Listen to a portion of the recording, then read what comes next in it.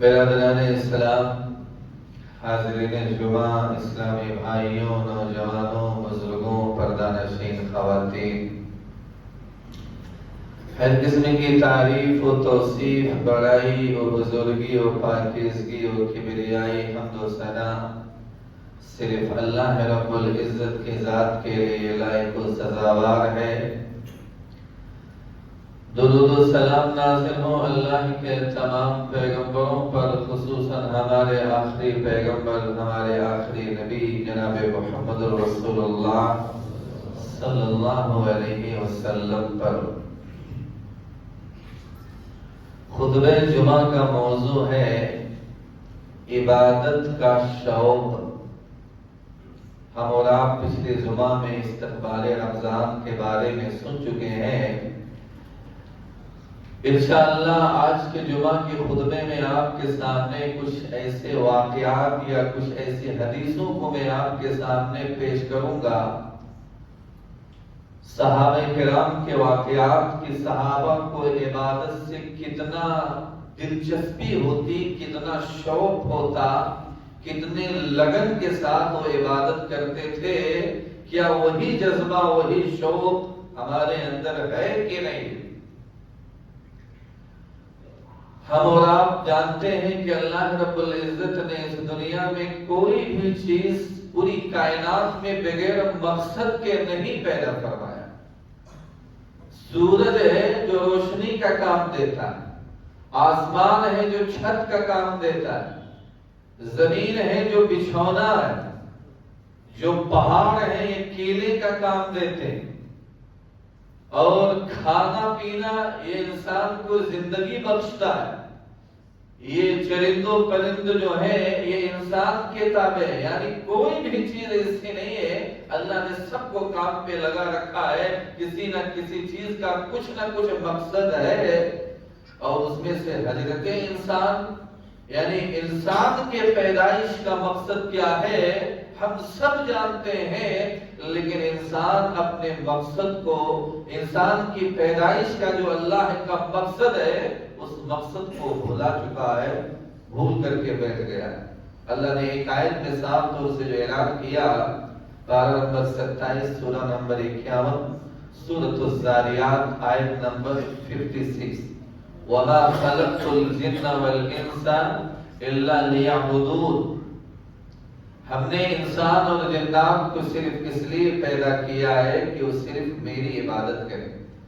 اب ہمارے پیدا کرنے کا یعنی دنیا میں اللہ رب العزت نے جو انسان و جنات کو پیدا کیا ہے، ہم اور آپ کا دنیا میں آنے کا مقصد ہی یہی ہے کہ صرف ایک اللہ کی عبادت کریں، لیکن ہم اللہ کی عبادت سے بہت دور رہتے ہیں، غافل ہیں، سست پڑے ہوئے ہیں۔ ہمارے اندر عبادت کا شوق نہیں ہے، عبادت کی تڑپ نہیں ہے، جذبہ نہیں ہے، چاہت نہیں ہے، لگن نہیں ہے۔ میرے بھائی، جو لوگ عبادت کا شوق رکھتے تھے وہ نیکیوں میں آگے بڑھنے کی کوشش کرتے تھے۔ کوئی اگر آدمی نیکی زیادہ حاصل کرتا تو اس کی یہ تڑپ ہوتی میں اس سے آگے بڑھ جاؤں۔ ہمارے اندر بھی وہی شوق ہونا چاہیے۔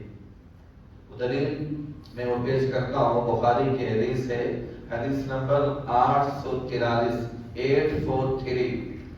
صحابہ کرام کا نیکیوں میں سبقت لے جانے کا جذبہ دیکھیے۔ حضرت ابو ہریرہ رضی اللہ تعالیٰ عنہ بیان فرماتے ہیں کہ کچھ فقیر صحابہ، کچھ فقیر لوگ، غریب لوگ اللہ کے نبی صلی اللہ علیہ وسلم کی خدمت میں حاضر ہوتے ہیں اور کہتے ہیں کہ اللہ کے رسول، مالدار لوگ تو اونچے درجات اور جنت کی جو دائمی نعمتیں ہیں وہ سب حاصل کر لے گئے۔ اللہ کے نبی نے ان سے پوچھا وہ کیسے؟ انہوں نے جواب دیا کہ اللہ کے رسول، جیسے ہم نماز پڑھتے ہیں وہ بھی نماز پڑھتے ہیں، جیسے ہم روزہ رکھتے ہیں ویسے وہ بھی روزہ رکھتے ہیں، لیکن اللہ نے انہیں مال دیا ہے، مال کی وجہ سے انہیں ہمارے اوپر فوقیت حاصل ہے کہ وہ حج بھی کرتے ہیں، عمرہ بھی کرتے ہیں، جہاد بھی کرتے ہیں، غلام آزاد کرتے ہیں، اور اللہ کے راہ میں صدقہ کرتے ہیں مال و دولت کی وجہ سے۔ جو ہمارے پاس مال نہیں ہے، ہم غریب ہیں، اس وجہ سے ہم وہ کام نہیں کر پاتے ہیں، اس لیے وہ درجے میں ہم سے بہت زیادہ آگے نکل گئے۔ اللہ کے نبی صلی اللہ علیہ وسلم نے ان سے کہا کیا میں تمہیں ایسی بات نہ بتا دوں کہ اگر تم اس پر پابندی سے عمل کرنے لگو تو تم ان کے درجات کو پالو گے جو تم سے درجے میں آگے بڑھ گئے، بلکہ تم اس سے بھی آگے نکل جاؤ گے، تم سب سے اچھے لوگ مانے جاؤ گے اگر تم اس کام پر عمل کر لو تو۔ صحابہ کرام نے کہا اللہ کے رسول کیوں نہیں، ضرور بتلائیے۔ تو آپ صلی اللہ علیہ وسلم نے ان سے یہی کہا تم ہر فرض نماز کے بعد میں 33 مرتبہ سبحان اللہ، 33 مرتبہ الحمدللہ، 33 مرتبہ اللہ اکبر پڑھ لیا کرو، اس کی بدولت تم درجات میں نیکیوں میں بہت آگے نکل جاؤ گے۔ اب وہ بیچارے غریب صحابہ اس کو پڑھنے لگے، نبی نے یہ وظیفہ بتایا اس کو پڑھو، وہ ہر فرض نماز کے بعد انگلیوں پر چپکے چپکے پڑھنے لگے سبحان اللہ الحمدللہ۔ اب دوسرے جو مالدار صحابہ تھے ان کو بھی پتا چل گیا کہ یہ لوگ اس سے پہلے کچھ نہیں پڑھتے تھے، کیا یہ چپکے چپکے پڑھنے لگے۔ اب وہ مالدار صحابہ وہ غریب صحابہ سے پوچھ بیٹھے تم لوگ یہ کیا پڑھتے ہو، کیا کر رہے ہو؟ تو بیچارے بتانا پڑا ان کو کہ اللہ کے نبی نے ہم کو یہ وظیفہ بتایا ہے یہ پڑھنے کے لیے کہ ہم یہ پڑھیں گے تو اتنی فضیلت ہے۔ اب مالدار صحابہ کو بھی معلوم ہو گیا، مالدار صحابہ بھی اس کو پڑھنے لگے سبحان اللہ الحمدللہ اللہ اکبر، اور ساتھ میں وہ صدقہ خیرات بھی کرتے تھے۔ پھر وہ لوگ اللہ کے رسول کے پاس حاضر ہوئے اور کہا اے اللہ کے رسول اب تو مالدار صحابہ یعنی مالدار حضرات بھی یہ وظیفہ پڑھنے لگے۔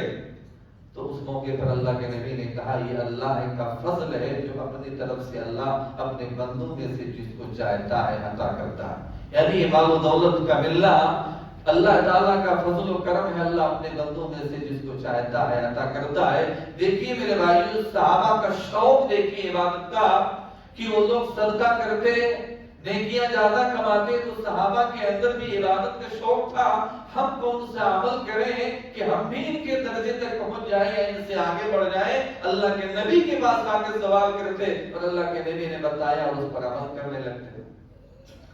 ہم کو بھی تو سب معلوم ہے لیکن ہم اور آپ کو بھی ان چیزوں پر عمل کرنا چاہیے۔ ہر فرض نماز کے بعد میں کچھ وقت نکال کر کے بیٹھ کر کے ذکر و اذکار کرتے رہنا چاہیے۔ اسی طریقے سے میرے بھائیوں صحابہ کرام کا نفلی نماز پڑھنے کا شوق دیکھیے، نفلی نماز پڑھنے کا شوق اور جذبہ دیکھیے کتنا زیادہ تھا صحابہ کرام کے اندر۔ بخاری کی حدیث ہے، حدیث نمبر 729 حضرت عائشہ رضی اللہ تعالی عنہ بیان فرماتی ہے کہ نبی اکرم صلی اللہ علیہ وسلم رات کے وقت اپنے حجرے کے اندر تہجد کی نماز پڑھتے تھے۔ چونکہ حجرے کی دیوار بہت پست تھی، نیچی تھی، اس وجہ سے دوسرے لوگوں نے بھی اللہ کے رسول کو نماز پڑھتے ہوئے دیکھ لیا، تو پھر وہ بھی آ کر کے آپ کی ابتدا میں نماز کے لیے کھڑے ہو گئے۔ جب صبح ہوئی تو صحابہ کرام نے دوسرے لوگوں کو بھی بتلایا کہ آج ہم نے ایسا کیا ہے۔ پھر جب دوسری رات اللہ کے رسول نماز پڑھنے کے لیے کھڑے ہوئے تو پھر کچھ دوسرے لوگ بھی آ کر کے آپ کے ساتھ آپ کی ابتدا میں نماز کے لیے کھڑے ہو گئے، یعنی نفلی نماز تہجد کی نماز کے لیے۔ یہ سلسلہ 2 یا 3 رات تک جاری رہا۔ اس کے بعد میں اللہ کے رسول صلی اللہ علیہ وسلم بیٹھ گئے، آپ نے قیام کے لیے تشریف نہیں لائے، نہیں اٹھے۔ جب صحابہ کرام نے اللہ کے رسول سے پوچھا اللہ کے رسول آپ نے نماز ادا کیوں نہیں کی، تو اللہ کے نبی نے کہا مجھے اس بات کا ڈر تھا کہ کہیں تہجد کی نماز تمہارے اوپر فرض نہ کر دی جائے، اس لیے میں ڈرا اور باہر نہیں نکل کے آیا کہ تم بھی ہمارے پیچھے نماز پڑھ رہے ہو، کہیں یہ نماز تمہارے اوپر فرض نہ کر دی جائے۔ لیکن دیکھیے تو صحابہ کا شوق دیکھیے، عبادت کا جذبہ دیکھیے، نبی پڑھ رہے تھے پتہ چلا جا کے پیچھے کھڑے ہو کر کے نماز پڑھنے لگے۔ یہ شوق ہے، ہونا چاہیے میرے بھائی، عبادت کا جذبہ ہمارے اندر بھی ہونا چاہیے۔ لیکن ہم اور آپ بہت سست رہتے ہیں، لیکن الحمدللہ دیکھیے نماز کے اندر رمضان کے مہینے کے اندر بڑے چست ہو جاتے ہیں۔ باجماعت نماز پڑھنے کا شوق دیکھیے میرے بھائیو۔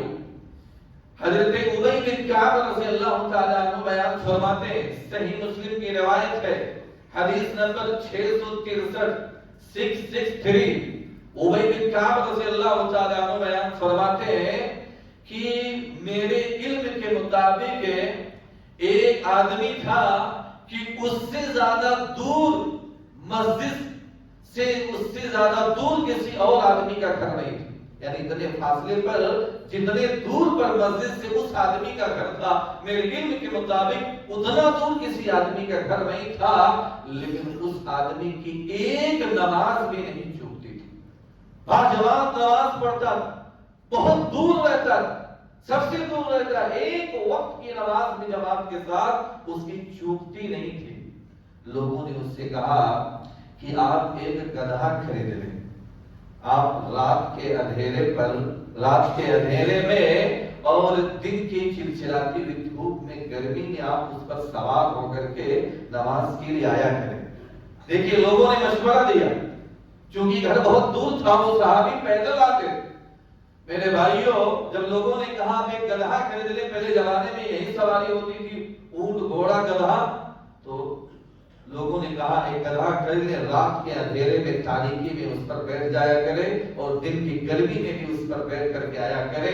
میرے بھائیوں، انہوں نے جو جواب دیا، جواب سننے کے لائق، انہوں نے کہا کہ میں یہ بات بالکل پسند نہیں کرتا ہوں کہ میرا گھر مسجد کے پڑوس میں ہو، یعنی میں یہ نہیں چاہتا کہ میرا گھر مسجد کے پاس میں ہو، بلکہ میں یہ چاہتا ہوں کہ جب میں اپنے گھر سے نماز پڑھنے کے لیے پیدل مسجد تک جاؤں اور نماز پڑھ کر کے جب میں واپس اپنے گھر کے لیے آؤں تو میرا یہ چل کر کے جانا اور آنا یہ دونوں میرے لیے لکھا جائے، یہی سوچ کر کے میں پیدل آتا اور جاتا ہوں۔ اللہ کے رسول صلی اللہ علیہ وسلم نے بیان فرمایا، اللہ تعالیٰ نے تمہارے لیے دونوں چیزوں کو لکھ دیا، یہ ساری چیزیں لکھ دیا۔ یہ شوق تھا میرے بھائیوں، دیکھیے یہ جذبہ تھا، ان کا گھر مسجد سے بہت دور تھا، ایک وقت کی نماز فرض چوکتی نہیں تھی۔ آج لوگ یہی تو بہانہ بناتے ہیں، میرا گھر مسجد سے بہت دور ہے، اس وجہ سے میں مسجد نہیں آ سکتا۔ لوگوں سے پوچھو بھائی آپ نماز میں دکھتے نہیں ہیں، تو لوگ یہی کہتے ہیں میرا گھر مسجد سے بہت دور ہے۔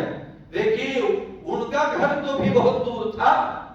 جب شوق آدمی کے اندر عبادت کا پیدا ہو جائے گا تو میرے بھائی وہ دور اور نزدیک نہیں دکھائی دے گا، وہ نماز میں کسی نہ کسی طریقے سے پہنچنے کی کوشش کرے گا۔ میرے بھائی، میرے نبی کی نماز کیسی ہوتی تھی؟ میرے نبی کی نماز کی کیفیت کیا ہوتی تھی؟ میرے بھائی، نفل نماز آپ کتنا لمبا قیام کرتے، اللہ کے نبی اتنی لمبی نماز پڑھتے کہ اگر آپ کے ساتھ کوئی دوسرا آدمی ہوتا تو وہ بہت زیادہ تھک جاتا، شدید تھکاوٹ کا سامنا اسے کرنا پڑتا۔ دلیل حدیث سے صحیح مسلم کی حدیث 772 نمبر کی حدیث 772، حضرت حذیفہ رضی اللہ تعالی عنہ بیان فرماتے ہیں کہ صلیت مع النبی صلی اللہ علیہ وسلم ذات لیلۃ، ایک رات میں نے اللہ کے نبی صلی اللہ علیہ وسلم کے ساتھ نماز پڑھی۔ اللہ کے نبی نے نماز کے اندر سورہ بقرہ پڑھنا شروع کر دیا۔ میں نے دل میں سوچا کہ اللہ کے رسول شاید 100 آیات پڑھ کر کے رکوع کریں گے، دیکھیے، لیکن جب اللہ کے نبی 100 آیت سے آگے بڑھ گئے تو میں نے دل میں یہ خیال کیا کہ شاید اللہ کے رسول سورہ بقرہ کو 2 رکعتوں میں پورا کریں گے۔ پہلے تو یہ سوچا 100 آیت پر رکوع کر دیں گے، جب 100 آیت سے آگے بڑھ گئے تو میں نے دل میں سوچا کہ چونکہ بہت بڑی سورہ ہے، اللہ کے نبی 2 رکعت میں اس کو پورا کریں گے، لیکن اللہ کے نبی جب اور آگے بڑھے تو میں نے دل میں سوچا کہ شاید آپ سورہ بقرہ کی تلاوت ختم کر کے پھر رکوع کریں، یعنی پوری 1 رکعت میں آپ سورہ بقرہ پڑھیں گے پھر رکوع کریں گے۔ یہاں تک کہ وہ کہتے ہیں کہ میں نے دیکھا کہ اللہ کے نبی نے سورہ بقرہ پورا تلاوت کر کے ختم کر دیا، پھر سورہ نساء پڑھنا شروع کر دیا، سورہ نساء کی تلاوت شروع کی اور اس کو بھی مکمل کر دیا، ختم کر دیا، پھر اللہ کے نبی نے سورہ آل عمران کی تلاوت شروع کر دی۔ اللہ کے نبی سورہ آل عمران کی بھی پوری تلاوت کر کے فارغ ہوئے۔ آپ بہت ہی ترتیل میں پڑھتے، بڑے خوبصورت آواز میں رک کر کے آرام سے پڑھتے، اور وہ فرماتے ہیں کہ اللہ کے نبی جب قرآن کی آیت کی تلاوت کرتے، جب تسبیح کی آیت پر پہنچتے تو سبحان اللہ پڑھتے، اور اسی طریقے سے جب سوال والی آیت پر اللہ کے نبی تلاوت کرتے تو اللہ کے نبی رک کر کے وہاں پر اللہ سے سوال کرتے تھے. اسی طریقے سے جب تعوذ والی آیت پر پہنچتے تو اللہ کے نبی رک کر کے وہاں پر اللہ کی پناہ طلب کیا کرتے تھے. وہ کہتے ہیں کہ پھر اللہ کے نبی دیکھیے سورہ بقرہ، سورہ نساء، سورہ آل عمران پڑھ کر کے آپ نے رکوع کیا. وہ کہتے ہیں اللہ کے نبی نے اتنا لمبا رکوع کیا جتنا طویل آپ کا قیام تھا اسی کے برابر آپ نے رکوع بھی کیا. میرے بھائی ذرا سوچئے سورہ بقرہ کتنی بڑی سورہ، ایک سورہ نہیں 286 آیات، تقریباً 2.5 پارے پر ایک سورہ مشتمل. اس کے بعد سورہ آل عمران، سورہ نساء بھی، یہ تینوں سورتیں پڑھ کر کے آپ نے رکوع کیا تو رکوع بھی اتنا لمبا جتنا آپ نے طویل قیام کیا. پھر اس کے بعد میں جب آپ نے رکوع سے سمع اللہ لمن حمیدہ کہا تو آپ اتنا دیر تک آپ نے پھر لمبا قیام کیا جتنا دیر تک آپ نے رکوع کیا. پھر اس کے بعد میں آپ صلی اللہ علیہ وسلم جب سجدے میں گئے آپ نے اتنا لمبا سجدہ کیا جتنا لمبا آپ نے قیام کیا تھا اتنا لمبا آپ نے سجدہ کیا. یہ میرے نبی کی نفل نماز کی کیفیت ہوتی تھی. یہ نماز کا عبادت کا شوق تھا میرے بھائیوں. ہم اور آپ نے کبھی زندگی میں ایسا نہیں پڑھا ہوگا اور نہ پڑھنے کا ہمارے اندر شوق بھی رکھتے ہیں کہ چلو ہم بھی کبھی تہجد کی نماز میں ایک بار صبح میں ایک ہی رکعت میں سورہ بقرہ پڑھیں. تبھی تو صحابہ بیان کرتے ہیں مغیرہ بن شعبہ رضی اللہ تعالیٰ عنہ اللہ کے نبی کی حالت پر ترس آ جاتا. سوال کیا گیا اللہ کے رسول آپ اتنی مشقت کیوں اٹھاتے؟ یعنی ترمذی کی حدیث 412 نمبر کی حدیث. اے اللہ کے نبی آپ اتنی مشقت کیوں اٹھاتے ہیں، اتنی پریشانی کیوں اٹھاتے ہیں؟ آپ کی اگلی پچھلی تمام خطاؤں کو تو اللہ نے معاف کر دیا ہے، پھر یہ پریشانی کیوں؟ اللہ کے نبی نے جو جواب دیا وہ یہی، کیا میں اللہ کا شکر گزار بندہ نہ بن جاؤں؟ میرے بھائی ہم اور آپ کو بھی اللہ کا شکر گزار بندہ بننے کی کوشش کرنی چاہیے. عبادت کا شوق ہمارے اندر بھی ہونا چاہیے، عبادت کی تڑپ. حضرت عائشہ رضی اللہ تعالی عنہا بیان فرماتی ہیں، صحیح بخاری کی روایت ہے، حدیث نمبر 1151 1151. بنو اسد کی ایک عورت حضرت عائشہ رضی اللہ تعالی عنہ کے پاس بیٹھی ہوئی تھی. اتنے میں اللہ کے رسول صلی اللہ علیہ وسلم بھی تشریف لے آئے. خواتین اس حدیث کو غور سے سنیں. اللہ کے نبی کے سامنے اما عائشہ نے ذکر کیا اس عورت کے بارے میں. اللہ کے نبی نے پوچھا ہے عائشہ یہ عورت کون ہے، یہ کہاں کی عورت ہے؟ تو میں نے بتلایا کہ یہ فلاں قبیلے بنو اسد کی ایک خاتون ہے. اے اللہ کے رسول یہ رات کو سوتی نہیں ہے، رات بھر نماز پڑھتی ہے، پوری رات نماز پڑھتی ہے، یہ رات کو سوتی ہی نہیں. اللہ کے نبی نے جب سنا تو آپ نے بیان فرمایا کہ تم اتنی ہی عبادت کرو جتنی تمہارے اندر طاقت ہے، اس لیے کہ اللہ تمہارے عبادت کا اجر دینے سے تھکتا نہیں ہے بلکہ تم عبادت کر کر کے تھک جاؤ. میرے بھائیوں تو دیکھیے پوری رات عبادت وہ عورت کرتی تھی. بلکہ ایک دوسری حدیث آپ سنیے میرے بھائیوں، صحابہ اتنا لمبا نماز پڑھتے، اس قدر قیام کرتے کہ انہیں روکنا پڑتا تھا، منع کرنا پڑتا تھا کہ اتنا لمبا قیام مت کرو. اللہ کے نبی جناب محمد رسول اللہ صلی اللہ علیہ وسلم نے حضرت سلمان رضی اللہ تعالیٰ عنہ اور حضرت ابو الدرداء رضی اللہ تعالیٰ عنہ کے درمیان میں بھائی چارہ قائم کرایا. ایک مرتبہ حضرت سلمان رضی اللہ تعالیٰ عنہ اپنے بھائی ابو الدرداء سے ملنے کے لیے ان کے گھر تشریف لے گئے تو انہوں نے ان کی بیوی ام الدرداء کو دیکھا کہ بڑے پھٹے پرانے کپڑے پہنے ہوئے تھیں، میلے کچیلے کپڑے پہنے ہوئی تھی. تو انہوں نے سوال کیا تم نے یہ حالت کیوں بنا رکھی، تمہاری یہ حالت کیوں ہے؟ انہوں نے جواب دیا، ام الدرداء رضی اللہ تعالیٰ عنہ نے جواب دیا کہ تمہارے بھائی ابو الدرداء ہیں، انہیں دنیا کی کوئی حاجت ہی نہیں ہے، دنیا کی کوئی ضرورت ہی نہیں، اس لیے میں نے یہ حالت بنا رکھی ہے. اتنے میں ابو الدرداء رضی اللہ تعالیٰ عنہ تشریف لے آئے اور آپ کے لیے کھانا تیار کیا. کھانا تیار کرنے کے بعد میں کہا لیجیے کھائیے. انہوں نے کہا آپ بھی بیٹھیے کھائیے. ابو الدرداء نے کہا کہ نہیں میں تو روزے سے ہوں. سلمان نے کہا اللہ کی قسم میں اس وقت تک کھانا نہیں کھاؤں گا جب تک تم بھی میرے ساتھ کھانا نہیں کھاؤ گے. تو ابو الدرداء رضی اللہ تعالیٰ عنہ نے نفلی روزہ تھا، نفلی روزہ کو توڑ دیا اور ساتھ میں کھانا کھانے لگے۔ میرے بھائیوں، رات کا وقت ہوا، ابو الدرداء رضی اللہ تعالیٰ عنہ تہجد کی نماز پڑھنے کے لیے اٹھنے لگے، ساتھ میں سلمان بھی سوئے ہوئے تھے۔ انہوں نے کہا رکو، ابھی سو، ابھی مت اٹھو نماز کے لیے۔ انہوں نے منع کر دیا۔ پھر کچھ دیر کے بعد اٹھنے لگے، پھر انہوں نے منع کر دیا، ابھی اب سے آرام کرو۔ پھر جب رات کا آخری پہر آیا تو ابو الدرداء رضی اللہ تعالیٰ عنہ کو خود سلمان نے اٹھایا، اب اٹھو، اب قیام کرو۔ یہ نماز پڑھنے کا، قیام کرنے کا آخری وقت اللہ کو بہت پسند ہے، اور خود وہ اٹھتے ہیں اور دونوں ساتھ میں نماز پڑھتے ہیں۔ اس کے بعد میں سلمان نے ابو الدرداء رضی اللہ تعالیٰ عنہ سے یہی کہا کہ تمہارے اوپر تمہارے رب کا بھی حق ہے، تمہارے اوپر تمہاری بیوی کا بھی حق ہے، تمہارے اوپر تمہارے جان کا بھی حق ہے۔ یعنی کوئی آدمی اتنی عبادت نہ کرے کہ اس کی جان جوکھم میں پڑ جائے، کوئی آدمی اتنا راتوں رات نماز نہ پڑھے کہ بیوی بچوں کو بھول جائے کہ میرے پاس بیوی بھی ہے۔ سب کا حق ہے، اس لیے ہر حق والے کو اس کا حق ادا کرو۔ تو میرے بھائی، عبادت کا یہ شوق، یہ جذبہ، یہ تڑپ، یہ لگن ہمارے اندر بھی ہونی چاہیے۔ روزہ رکھنے کا شوق، رمضان کا مہینہ ابھی آ رہا ہے، الحمدللہ رمضان کے روزے تو ہر کوئی رکھتا ہے، لیکن اس کے علاوہ بقیہ 11 مہینے میں بھی روزہ رکھنا چاہیے۔ ہمارے نبی نے رکھا ہے ایام بیس کے روزے، یوم عاشورہ کا روزہ، اسی طریقے سے سوموار جمعرات کا روزہ۔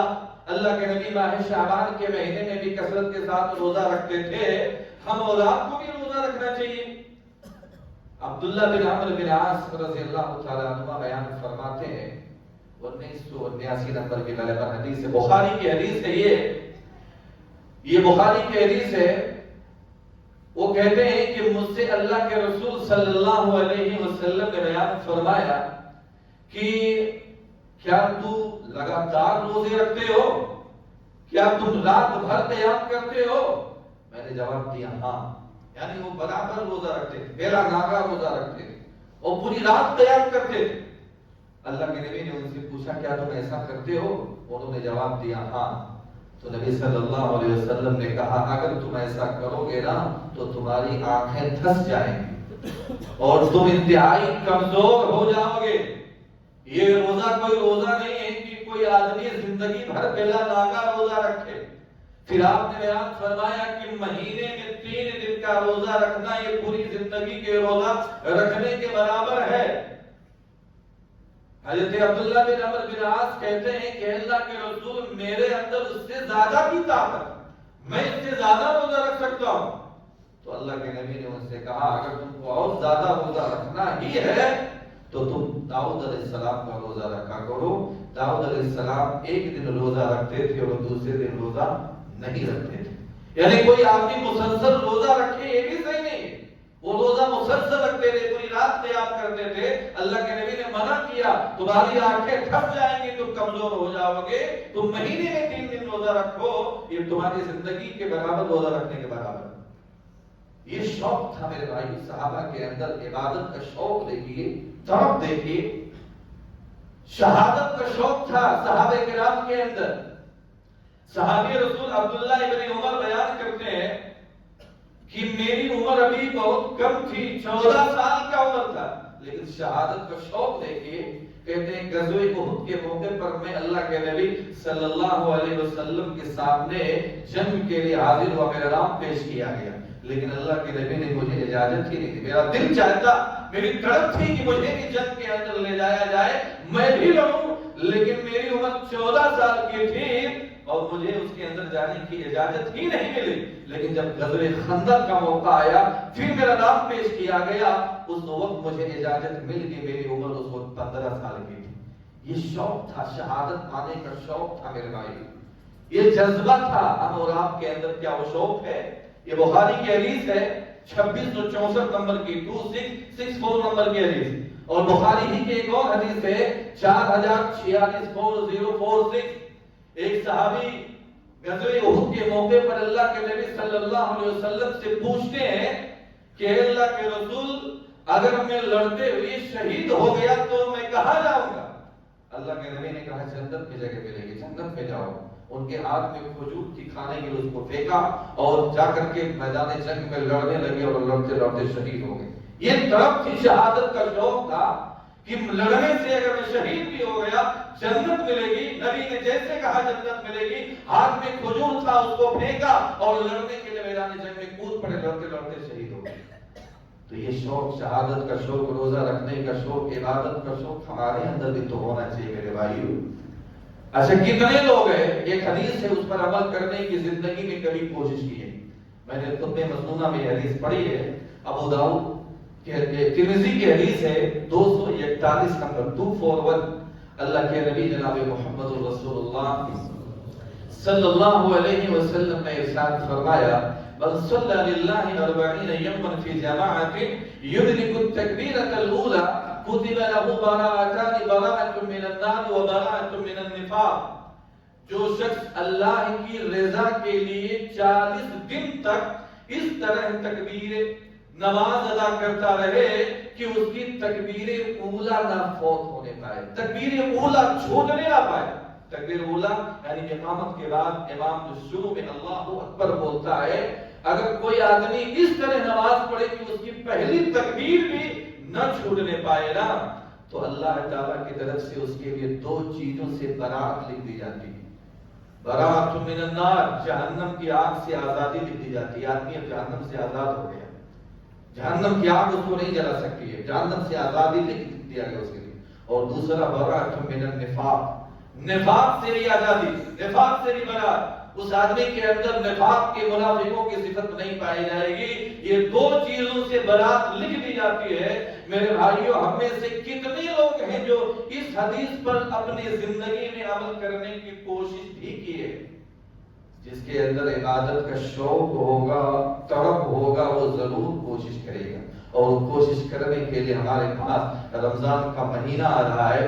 آپ 30 دن آج ہی سے شروع کر دیجئے، ابھی جو 2-3 دن باقی ہے رمضان شروع ہونے میں، آپ 2-3 دن اس کو شمار کر لیجئے، پورا مہینہ رمضان، پھر بعد میں عید کے بعد میں 7-8 دن جو بچتے ہیں، 6-7 دن، اس کو پورا کیجئے۔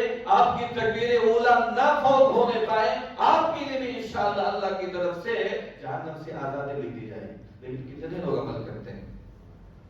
میرے بھائیو امام ابن ابی شیبہ رحمہ اللہ علیہ نے سیدنا حضرت سعید بن مسیب کا قول نقل کرتے ہوئے فرماتے ہیں کہ ما اذن المؤذن منذ 30 سنہ الا وانا فی المسجد۔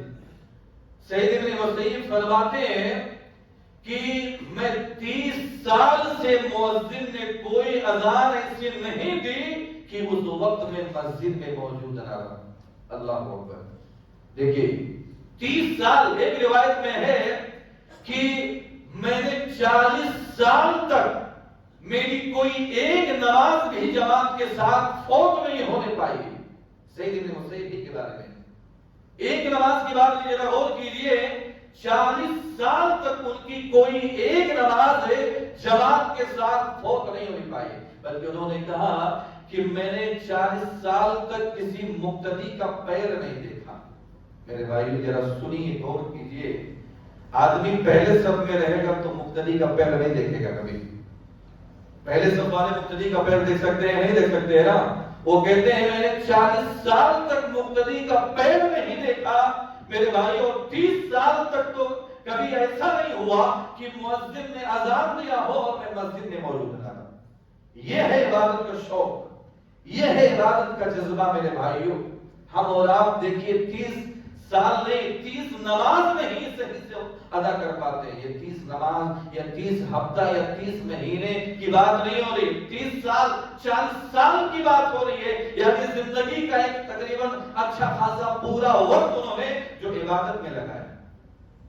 اور اسی طریقے سے میرے بھائیوں امام ربیعہ بن یزید رحمہ اللہ علیہ بھی خود فرماتے ہیں، کہتے ہیں کہ ما اذن المؤذن لصلاة الصبح منذ 40 سنة الا وانا في المسجد الا ان اكون مريضا او مسافرا۔